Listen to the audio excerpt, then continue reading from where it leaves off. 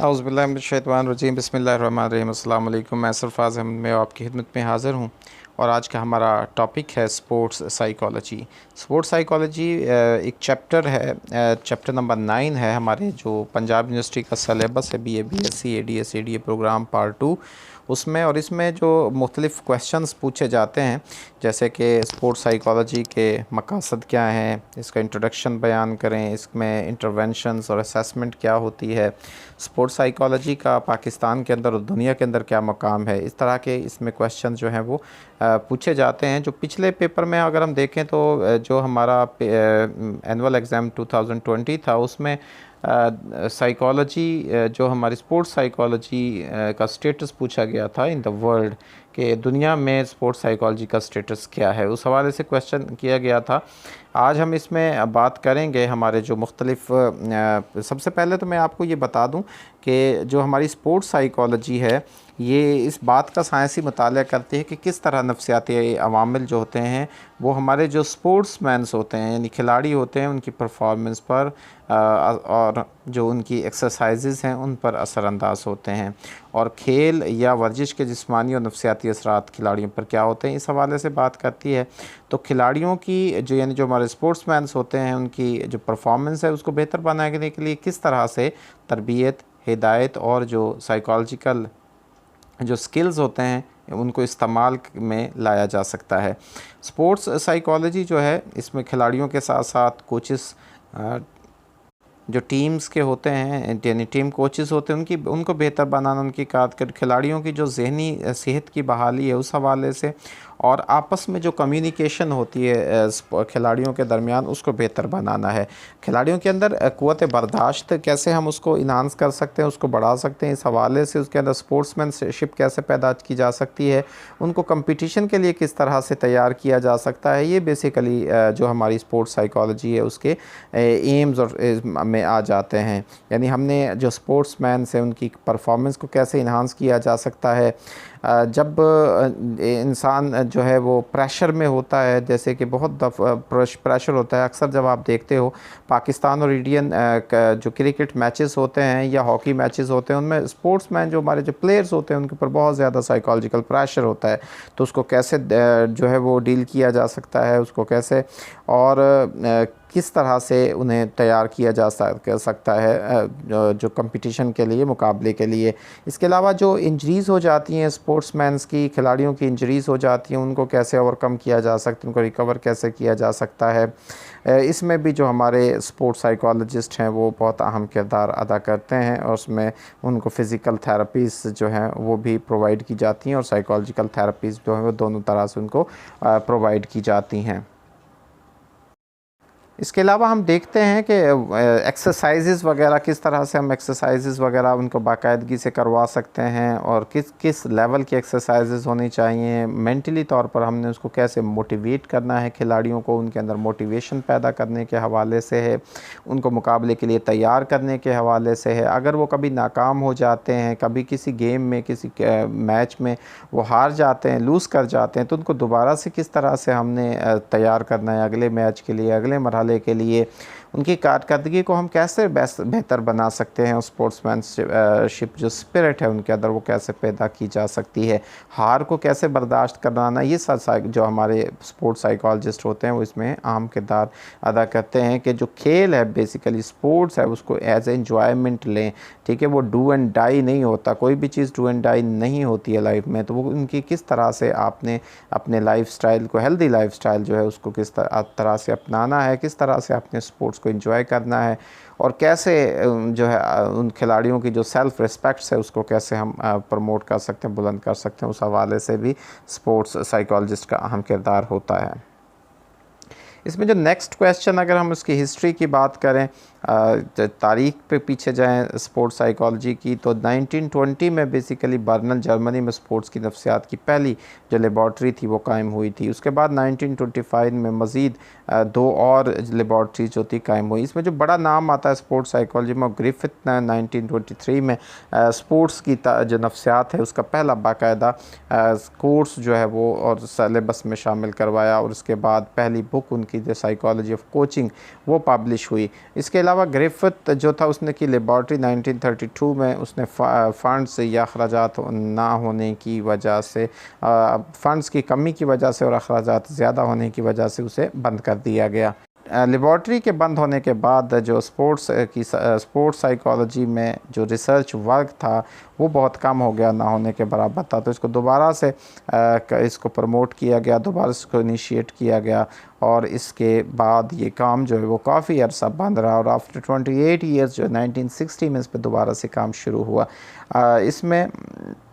फ्रियोसिफ जो थे 1965 में उन्होंने इंटरनेशनल स्पोर्ट्स जो थी उसकी इंटरनेशनल स्पोर्ट्स साइकोलॉजी जो है वो यूनिवर्सिटी की सतह पर एज अ कोर्स और सब्जेक्ट जो है उसको शामिल किया गया और उसके बाद ये कोर्स जो था वो जनूबी अमेरिका में शुरू हुआ। पहला जो एजुकेशनल पब्लिकेशन थी इस पर the international journal of sports psychology वो शाया हुआ। ग्रिफिथ जो था उसने स्पोर्ट्स की जो साइकोलॉजी थी, स्पोर्ट्स साइकोलॉजी,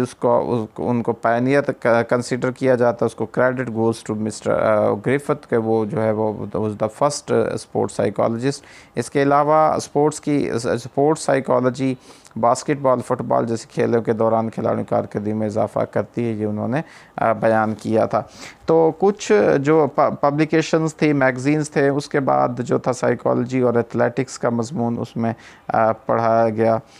उसने पढ़ाया था ग्रिफिथ ने। और उसके बाद यूनिवर्सिटी में उनकी तकर्री बहसियत जो असिस्टेंट प्रोफेसर हुई, यानी उन्होंने यूनिवर्सिटी में पढ़ाया शुरू किया। 1925 में सबसे पहली जो लेबॉर्ट्री थी एथलेटिक परफॉर्मेंस का उसका आगाज़ हुआ और वहाँ पर बेशुमार जो है वो तहकीकात जो है वो जो है की गई, उन पर रिसर्च वर्क जो है वो हुआ। इसके बाद अगर हम खिलाड़ियों की नफ्सियात, जो खेलों की नफ्सियात जो होता है या खिलाड़ियों की जब नफ्सियात है उसका जो माहिर है स्पोर्ट्स साइकोलॉजिस्ट जो है उसका क्या किरदार है, उसका क्या रोल है, उस हवाले से बात करें तो जो देखें किसी भी सब्जेक्ट का जो स्कोप, जो उसका एम होते हैं वही उसके जो साइकोलॉजिस्ट होते हैं उस सब्जेक्ट के उनके एम्स होते हैं, उनके जो है उनका रोल उसमें होता है। एक तो सबसे इम्पोर्टेंट जैसे हमने मकसद बताया, उसी तरह से स्पोर्ट्स साइकोलॉजिस्ट का किरदार आता है कि नाकामी के खौफ पर काबू पाने में खिलाड़ियों की मदद करना, कि हमने कैसे जो फियर ऑफ फेलियर है उसको कंट्रोल करना है। उसके बाद उस जो मेंटल स्किल्स हैं स्पोर्ट्समैनशिप के उनको कैसे इन्हांस करना है। उसके बाद हमने कंपटीशन के लिए कैसे तैयार करना है, मैंने पहले भी चीज़ें बताई हैं। उसके बाद प्री गेम मेंटल जो ट्रेनिंग है खेलों से पहले जो ज़हनी तौर पर खिलाड़ियों को तैयार करना वो कैसे किया जा सकता है इस हवाले से। इसके बाद हमने किस तरह से गेम रिलेटेड जो रूटीन है स्पोर्ट्स उसको इजाफ़ा करना स्पोर्ट्स साइकोलॉजिस्ट का काम है, कि किस तरह उन्होंने जो स्पोर्ट्समैन की जो गेम रिलेटेड रूटीन है उसको इंक्रीज़ करना है। उसके अलावा वो किस तरह से मोटर स्किल्स जो होते हैं, यानी जो हर की महारतें होती हैं स्पोर्ट्समैन की, कि कैसे उन्होंने गेंद को शॉट लगाना है, कैच पकड़ना है, फील्डिंग करनी है, या फुटबॉल में गोल को किक कैसे करना है, बेसबॉल की थ्रो कैसे करनी है, ये मुख्तलिफ जो है वो मोटर स्किल्स हैं उनको कैसे इंक्रीज़ किया जा सकता है, स्पोर्ट्स साइकोलॉजिस्ट का किरदार है। उसके बाद प्रैक्टिस क्वालिटी कैसे बढ़ाई जा सकती है स्पोर्ट्समैन्स की, उसको इसके हवाले से इसका किरदार आ जाता है स्पोर्ट्स साइकोलॉजिस्ट का। और इंजरी के बाद उनको रिकवरी कैसे आपने करवानी है, कैसे उनको मुकाबले के लिए फिर से तैयार करना है, एक स्पोर्ट्स साइकोलॉजिस्ट के लिए बहुत बड़ा चैलेंज होता है, मगर एक अच्छा जो स्पोर्ट्स साइकोलॉजिस्ट है उस मरहले को बखूबी सर अंजाम दे देता है। इसके बाद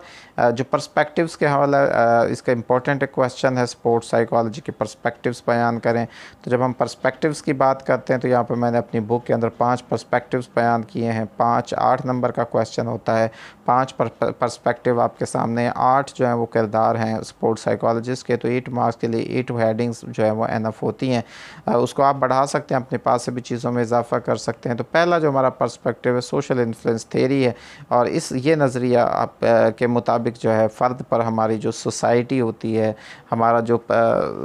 हमारी जो इर्द गिर्द रहने वाले अफराद हैं उनका बहुत ज़्यादा असर होता है। तो सोसाइटी जो है वो इंसान के इंडिविजुअल्स के जो जज्बात होते हैं, ख्यालात और रवैये को मुतासर करती है। तो इस नज़रिए का ताल्लुक़ हमारे खेलों की नफ्सियात से है कि किस तरह जो हमारी ऑडियंस होते होते हैं वो खिलाड़ियों की कारकर्दगी पर असर। इसलिए आप देखते हैं कि बाज़ दफ़ा जब ज़्यादा स्पोर्ट्स जिसकी टीम की सपोर्ट की जाती है उसके जीतने के ज़्यादा चांसेस होते हैं। फिर वो मेंटली तौर पर एक प्रेशर होता है प्लेयर्स के ऊपर कि आपको इतनी आवाम सपोर्ट्स कर रही है, इतनी देख रही है, तो उस हवाले से एक सोशल इन्फ्लुएंस, लोग आपसे बड़ी तवक्कुआत रखते हैं, तो ये भी एक असरअंदाज होता है कारकर्दगी के ऊपर खिलाड़ियों की। इसी तरह री की जो थेरी है या उसका जो पर्सपेक्टिव है री के हवाले से, जो हमारी ऑपरेंट कंडीशनिंग का ये पर्सपेक्टिव है या इसको बिहेवियरल पर्सपेक्टिव भी आप कह सकते हो, ये भी बहुत इंपॉर्टेंट है कि देखें जब एप्रिसिएशन आपको मिलती है, जब जीत का जज्बा, एक जीत के आप आते हो किस तरह से आपको वेलकम किया जाता है, तो ये कि रीइंफोर्समेंट मिलती है। तो इसमें एक सोशल रीइंफोर्समेंट भी मिलती है, एक सेल्फ आपको रीइंफोर्समेंट भी मिलती है, इनर जो है आपकी मोटिवेशन आपको मिलती है। दूसरा ये है कि आपको इनाम की शक्ल में भी अच्छी खासी रकम जो है उसमें मिलती है। तो ये बहुत सारी मोटिवेशन है टोकन इकॉनमी की शक्ल में या प्रेज़ की शक्ल में वो एक स्पोर्ट्समैन्स को मिलती है। सेल्फ़ एफिकेसी जो थेरी है, ज़ाती तसव्वुर है कि इंसान के अंदर कुछ करने का जज्बा होता है, वो अपने मकसद को हासिल करना चाहता है। इंसान जो है अपनी साथ पर मुकम्मल उसे यकीन होता है कि उसके अंदरूनी काबिलियत है कि वो कामयाबी हासिल करे। तो खेलों की नफ्सियात में नज़रिया काफ़ी अहमियत का हामिल है कि जब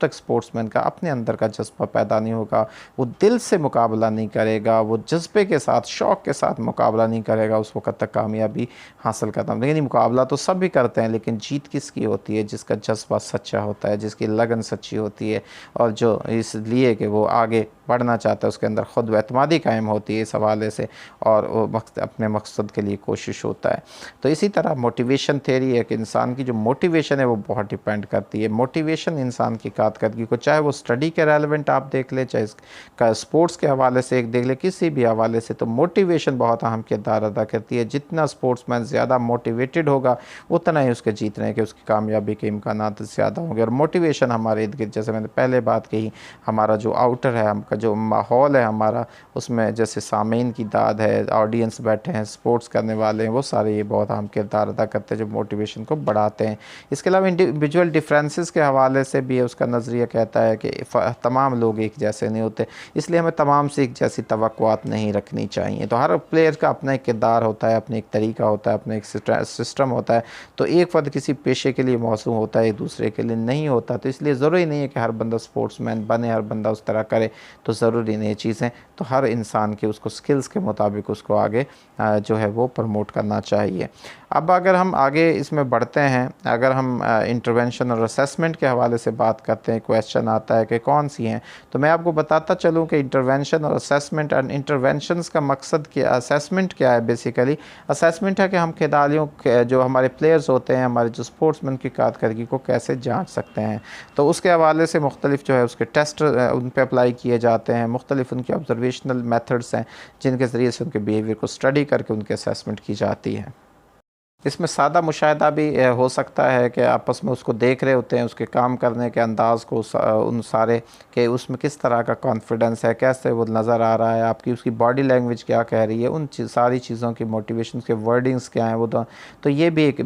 इम्पोर्टेंट एस्पेक्ट है खिलाड़ियों की जांच के, जो ऑब्जर्वेशन है, जिसमें क्लिनिकल जो स्पोर्ट्स साइकोलॉजिस्ट होता है उनको ऑब्ज़र्व कर रहा हो, देख रहा होता है। इसके अलावा बुनियादी ताल्लुक़ जो हमारा इसमें है खेल के दौरान खिलाड़ी की कारकर्दगी का, ये बेहतरीन पहलू है कि स्पोर्ट्स साइकोलॉजिस्ट और खिलाड़ी के दरमियान ताल्लुक़ और एतमाद के रिश्ते को परवान चढ़ाया जा सके। दोनों के अंदर एक म्यूचुअल अंडरस्टैंडिंग का होना भी ज़रूरी है। तो इस बुनियादी ताल्लुक़ को हासिल करने के बाद ही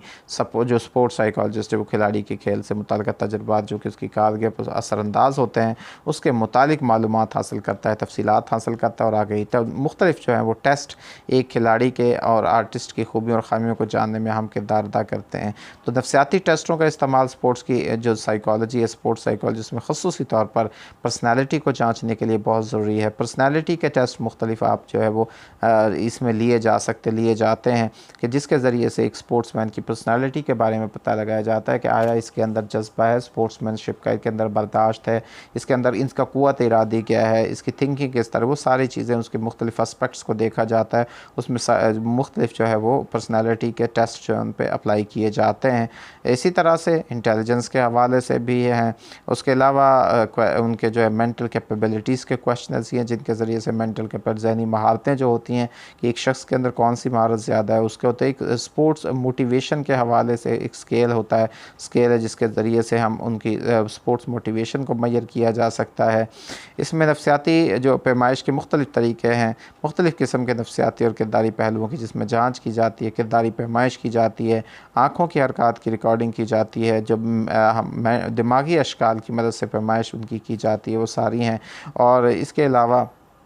मेंटल स्टेटस प्रोफाइल जो है, प्रोफाइल ऑफ मेंटल स्टेटस जिसको POMS कहा जाता है, ये तैयार की जाती है। इसके अलावा मुख्तलिफ़ टेस्ट इस्तेमाल किए जाते हैं, उनका मकसद बिल्कुल जो है वो सरासर इसका मकसद जो है वो फ़ैसला साजी की सलाहियतों की जांचना कि इंसान के अंदर, जब एक ज़ाहिर एक टीम कैप्टन होता है, एक उसको जो लीड कर रहा होता है, उसके अंदर जो है वो डिसीज़न मेकिंग की पावर, और अक्सर आपने देखा होगा कि डिसीज़न जो होते हैं वो टीम की कामयाबी और नाकामी का फ़ैसला उसी वक्त कर देते हैं जब टॉस हो रहा होता है, जब फ़ैसला करता है कैप्टन कि उसने क्या जो है वो डिसीज़न लिया है आगे बढ़ने का और आगे करने का। दूसरे इसके अलावा जो कॉग्निटिव स्किल्स होते हैं उनकी पैमाइश की जाती है, और इसके अलावा और इनकी बेहतर नशोनुमा के लिए इक़दाम किए जाते हैं। इसमें जो इंटरवेंशंस के हवाले से है कि अगर साइकोलॉजिकल प्रॉब्लम हो जाती हैं स्पोर्ट्स में उनको, तो उनका इलाज कैसे किया जा सकता है, खिलाड़ियों के नफ्सियाती मसाइल को हल करने, उनकी कारकर्दगी को बेहतर बनाने के लिए मुख्तलिफ़ तरीके जो है वो इस्तेमाल किए जाते हैं कि कैसे हमने उनको मुकाबले के लिए तैयार करना है, उनके मोरल को हमने बुलंद रखना है। अगर कोई जल्द ज़ख्मी हो जाता है उसको कारकर्दगी से कैसे उसको किसी वजह से उसकी मुतासर होती है तो उस दोबारा से हमने मुकाबले के लिए किस तरह से तैयार करना है। इसलिए माहिरीन नफ्सियात मुख्तलिफ़ तरीके इसके इस्तेमाल करते हैं, और इसमें जो इम्पोर्टेंट है आपकी मेंटल इमेजरी के हवाले से है, एंजाइटी मैनेजमेंट की टेक्निक्स हैं जो इस्तेमाल करवाई जाती हैं, प्रोग्रेसिव रिलैक्सेशन बहुत इंपॉर्टेंट है एंजाइटी को कंट्रोल करने के लिए, आपको रिलैक्स करने के लिए। कंपटीशन से पहले जो है अटेंशन कंट्रोल है कि बाज़ दफ़ा इंसान जो है वो टेंशन नहीं कर पाता, जैसे बॉल का स्पोर्ट्स के अंदर वो सारा उसमें अटेंशन डाइवर्जन हो जाती है, तो उसको अटेंशन गोल सेटिंग्स है, ऑटोजेनिक ट्रेनिंग्स है, इंटरपर्सनल स्किल्स ट्रेनिंग है, बायोफीडबैक मेथड है, हाइप्नोसिस का तरीका है, या कॉग्निटिव बिहेवियरल थेरेपी जो है वो CBT को कहा जाता है, जिसमें इंसान की जो है वो कॉग्निशंस को चेंज किया जाता है, रिलेशन बिलीफ्स को चेंज किया जाता है, इस हवाले से जो है वो। तो स्पोर्ट्स की जो नफ्सियात के सोशल, हिस्टोरिकल, उसके बाद कल्चरल और डेवलपमेंट के मुख्तलिफ़ एस्पेक्ट्स जो हैं उनके मुतालिक तहकीकात और नज़रियात इसमें शामिल है, जिसके ज़रिए से इंसान की उसको मुख्तलिफ़ असूलों को अमल में लाया जाता है। तो इस तरह से ये मुख्तलिफ़ जो है उसमें तरीके इस्तेमाल किए जाते हैं। जब अगर हम इसका पाकिस्तान के अंदर जायज़ा लें, पाकिस्तान में तो स्पोर्ट्स साइकोलॉजी अब प्रिवेल कर रही है, पाकिस्तान में भी स्पोर्ट्स की जो साइकोलॉजिस्ट हैं वो काम कर रहे हैं, और इस सरगर्मी का जो मकसद है वो खिलाड़ियों में खेल के हवाले से उनका एतमाद बहाल करना, और स्पोर्ट्स के हवाले से उनका रवैया और खेल की तरफ उनकी तामीरी जो रसाई उसको बढ़ाना है। तो साबिक क्रिकेटर हमारे मोइनुल अतीक को पाकिस्तान क्रिकेट बोर्ड ने स्पोर्ट्स हैसियत स्पोर्ट्स साइकोलॉजिस्ट और मोटिवेशनल स्पीकर के तौर पर उसमें ज्वाइन किया, और मोइन ने कहा कि स्पोर्ट्स की जो नफ्सियात, स्पोर्ट्स साइकोलॉजी और स्पोर्ट्स की जो मैनेजमेंट, ये दो बड़े अवामिल हैं जो कि हर खिलाड़ी के लिए जानना ज़रूरी हैं। वो खिलाड़ी चाहे किसी भी लेवल का हो और किसी भी जो है वो गेम का वो प्लेयर हो। तो जून 2017 के शुरू में पाकिस्तान क्रिकेट बोर्ड ने जिसको PCB कहा जाता है, एक मारूफ माहिर मुआलजाती नफ्सियात यानी क्लिनिकल साइकोलॉजिस्ट को आमिर ख़ान के साथ अटैच किया था, क्योंकि आमिर ख़ान के कुछ साइकोलॉजिकल इश्यूज़ थे, प्रॉब्लम्स थी, तो उनको उनके साथ जो है वो अटैच किया गया था। क्योंकि जो आमिर ख़ान बेसिकली 5 साल से इंटरनेशनल क्रिकेट काउंसिल की तरफ से बैन किया उसको गया था, तो मुझे वो बैन हुआ था तो उसके बाद उसके साथ साइकोलॉजिस्ट की काउंसलिंग के लिए, उसके माइंड को चेंज करने के लिए, जो प्रॉब्लम्स थी उन इशूज़ को, क्योंकि आमिर ख़ान एक बहुत अच्छे बॉलर थे, उसको ज़ाया नहीं करनी चाहती थी पाकिस्तान क्रिकेट बोर्ड, तो उन्होंने उसके साथ साइकोलॉजिस्ट जो है वो क्लिनिकल साइकोलॉजिस्ट तैनात किया। मकबूल बारी जो कि मैक्स बल्दी के नाम से जाने जाते हैं, उनको जो क्लिनिकल साइकोलॉजिस्ट हैं बेसिकली, ये भी आमिर ख़ान के साथ नफ्सियाती सतह पर काम कर रहे हैं। तो पाकिस्तान क्रिकेट बोर्ड के चीफ ऑपरेटिंग ऑफिसर ने कहा था कि PCB जो है वो स्पोर्ट्स की नफ्सियात के माहिर की खिदमत हासिल करेगा, यानी स्पोर्ट्स साइकोलॉजिस्ट की, क्योंकि बहुत से खिलाड़ी जो साइकोलॉजिकल ट्रेनिंग ना होने की वजह से ज़ाया हो रहे हैं, उनके अंदर बहुत सारे इश्यूज़ आ रहे हैं, प्रॉब्लम्स आ जाती हैं। तो स्पोर्ट्स मैनेजमेंट जो कि माहिर मोइन ने बहुत सी मोटिवेशनल प्रोग्राम पिछले चंद सालों में करवाए हैं। उसने अपने प्रोग्राम 3 मरहलों में तकसीम किया था। पहला मरहला, पहले वो लेक्चर्स देते थे और इस लेक्चर्स का मकसद जो था बेसिकली वो जहन के मुस्बत रवैयों को डेवलप करना था, उनको फ़रोग़ देना था, उनकी नशोनुमा करना था। दूसरे मरहले में जो लेक्चर्स दिए जाते थे उनका उन्वान जो था वो गोल सेटिंग के हवाले से था। इसका मकसद जो है वो खिलाड़ियों के अंदर खिलाड़ियों के अंदर जो मकसद का तयन करना है उसको मुरतब करना है कि उसका मकसद क्या है। मकसद जब उनका डेवलप हो जाएगा तो फिर वो आगे बढ़ेंगे, तो और फिर जब वो मकसद को हासिल करने के लिए आगे बढ़ेंगे तो एंड जो उसका था इसकी स्टेज जो थी या मरहला जो था उसमें पहले दो मरहल जो लेक्चर्स दिए थे उनका इतलाक़ जो है नज़रियाती और अमली तौर पर करने के लिए उसने इन शुरा के 3 ग्रुप्स बनाए जो कि लेक्चर्स में मौजूद थे और उन पर उनकी इम्प्लीमेंटेशन की गई। तो इस तरह से मुख्तलिफ़ तरीके जो है वो इसमें इस्तेमाल किए जाते हैं। अगर हम दुनिया के अंदर देखें साइकोलॉजी का जो स्पोर्ट्स साइकोलॉजी का जो स्टेटस है, तो जैसे जैसे दुनिया तरक्की कर रही है, जैसे जैसे तालीम के अंदर तरक्की हो रही है, वैसे वैसे लोगों की सोच में तब्दीली हो रही है और वैसे वैसे नफ्सियात के अंदर जो है वो तरक्की हो रही है। तो जैसे लोगों की सोच में तरक्की होगी तो ज़ाहिर है ऑब्वियसली नफ्सियात तरक्की करेगी। अब खेलों के अंदर भी माहिर नफ्सियात की खिदमत हासिल की जा रही हैं ताकि खेलों के अंदर मुकाबले की फ़िज़ा को साजगार बनाया जा सके और खिलाड़ियों के नफ्सियाती मसाइल, उनकी सलाहियतों के अंदर निखार पैदा किया जा सके। तो स्पोर्ट्स साइकोलॉजी का जो स्टडी का अरसा है वो 100 साल से ज़ायद का है। बहुत से खिलाड़ियों की तरबियत के लिए ये रवायत पुरानी नहीं, उनको तरबियत दी जाती थी, मुख्तलिफ उनके अंदर रवैयों को चेंज करना, नए रवैयों को डेवलप करना, आदात और तरीके जो ख़त्म हो चुके नहीं आदात और तरीके जो ख़त्म हो चुके हैं और नई इजादात जो खिलाड़ियों की कारकर्दगी बढ़ाने के लिए वजूद में आई हैं, तो उनको यानी वो आदात डेवलप करना जो उनके लिए बेहतर हो सकती हैं, स्पोर्ट्समैन के लिए जो ख़त्म हो चुकी हैं, उनको आसानी से कबूल नहीं किया जाता। तो शायद अगले दौर में कोचेज़ जो स्पोर्ट्स की नफ्सियात की अहमियत को बहैसियत कम्पिटिटर्स पहचानें, उनको ज़ाहिर करें। तो ये बिल्कुल एक हकीकत है कि दुनिया के बहुत सारे ममालिक जो है वो अभी तक इस चीज़ों से जो है उनको इस्तेमाल नहीं कर रहे हैं, लेकिन फिर भी बहुत सारे हमारे जो डेवलप कंट्रीज़ हैं उनके अंदर ये चीज़ें डेवलप हो रही हैं, वो चीज़ें आ रही हैं और उनको देख रहे हैं। ख़ास तौर पर जैसे अमेरिका है, जैसे ऑस्ट्रेलिया है, जैसे जर्मनी है,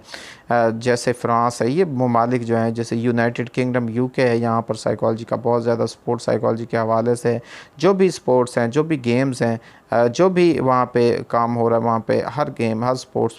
जो है वो एक्टिविटी के साथ साइकोलॉजिस्ट, स्पोर्ट्स साइकोलॉजिस्ट वो कनेक्ट होते हैं, उसके साथ लिंक अप होते हैं और वो काम कर रहे होते हैं। और आपने देखा होगा अक्सर जो है वो तमाम उनको जो है वो ट्रेनिंग्स दे रहे होते हैं। वहाँ पर तो साइकोलॉजिस्ट ही ट्रेनिंग्स बाकायदा प्रोवाइड करते हैं, उनको मुख्तलिफ थेरेपीज़ प्रोवाइड करते हैं, उनको मोटिवेशनल लेक्चर्स दिए जाते हैं और ताकि उनके अंदर जो है वो मोटिवेशन का जज्बा जो है वो पैदा किया जा सके। दुनिया के अंदर मुख्तलिफ़ जर्नल्स जो हैं वो शाया हो रहे हैं, मुख्तलिफ़ जर्नल जो हैं वो प्रोग्रेस में हैं। इसके अलावा बहुत सारी पब्लिकेशंस हो रही हैं, रिसर्चेस हो रही हैं। इसके अंदर एजुकेशनल और इसके अलावा जो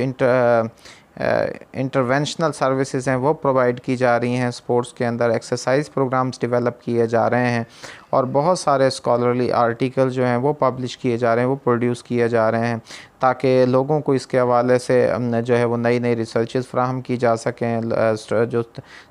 जो स्पोर्ट्समैन हैं उनकी जो है वो कारकर्दगी को बेहतर बनाया जा सके। तो इसमें हमारे पास जो है वो कॉग्निटिव प्रोसेसेस जो हैं उसके साथ एसोसिएट हैं, कैसे हमने परफॉर्मेंस की एक्सीलेंस को बेहतर बनाया जा सकता है इसके हवाले से। तो इसके अलावा जो है वो मुख्तलिफ़ एक्सपर्ट्स जो हैं उस पर काम कर रहे हैं, नई नई इंटरवेंशंस डेवलप की जा रही हैं, उनकी टेस्ट सिस्टम को डेवलप किया जा रहा है, स्किल मैनेज प्रोग्राम्स डेवलप किए जा रहे हैं डिफरेंट लेवल्स के ऊपर और जो है वो इसमें परफॉर्मेंस और स्पोर्ट्स स्किल जो हैं वो साइकोलॉजी की ज़्यादा तवज्जो का मरकज़ है और उसमें उनकी डेवलपमेंट ज़्यादा हो रही है ताकि ज़्यादा से ज़्यादा जो है वो स्पोर्ट्स साइकोलॉजी को इन्हांस किया जा सके और वो जो है वो स्पोर्ट्समैन्स की तरफ उसको इंट्रोड्यूस करवाया जा सके ताकि उनकी कारकर्दगी ज़्यादा ज़्यादा से ज़्यादा बेहतर हो सके। तो दुनिया में इस हवाले से बहुत ज़्यादा काम हो रहा है। स्पोर्ट्स साइकोलॉजी के हवाले से नई नई सोसाइटीज़ बन रही हैं जो मुख्तलिफ़ कंट्रीज़ के अंदर, जो अपने अपनी कंट्रीज़ के अंदर उसको डेवलप कर रही हैं, ताकि स्पोर्ट्स जो कि कम होती जा रही है, लोगों का जज्बा जो है वो कम होता जाता है। हमारी जो मटेरियलिस्टिक लाइफ हो गई, हमारी बिज़ी लाइफ हो रही है, उसने स्पोर्ट्स को जो है वो रुझान को कम कर दिया है, मुकाबले का कम कर दिया, और उसके बाद देखने का जो शौक़ है, वो चीज़ें हैं वो भी कम होती जा रही हैं। वो चीज़ें नहीं रही जो पहले जिस तरह से जो माहौल होता था। तो स्पोर्ट्स साइकोलॉजी का जो स्टेटस है, स्टैंडर्ड है, वो इसलिए अब जो है वो बढ़ना शुरू हो गया। स्पोर्ट्स साइकोलॉजिस्ट की इंपॉर्टेंस इस हवाले से ज़्यादा हो गई है कि उन्होंने किस तरह से इन सारी सूरत हाल से निपटना है और उसको आगे लेके जाना है। तो उम्मीद है कि आज का लेक्चर आपको पसंद आया होगा, आपने बेहतर तरीके से स्पोर्ट्स साइकोलॉजी के हवाले से नॉलेज हासिल कर लिया होगा। पेपर के पॉइंट ऑफ व्यू से बहुत इंपॉर्टेंट लेक्चर्स को बार बार सुनिएगा, समझिएगा, अपने पॉइंट्स बनाइए, अपने क्वेश्चंस तैयार कीजिए, और जब आप पेपर में अपेयर हों तो आपके पास बहुत सारा नॉलेज हो। अल्लाह ताला से दुआ है कि अल्लाह ताला आपको कामयाबी नसीब फरमाए, अल्लाह ताला आपकी ज़िंदगी में आसानियाँ नसीब फरमाए और आसानियाँ तकसीम करने की तौफीक नसीब फरमाए। आपका बहुत शुक्रिया, दुआ में याद रखिएगा। अल्लाह हाफ़िज़।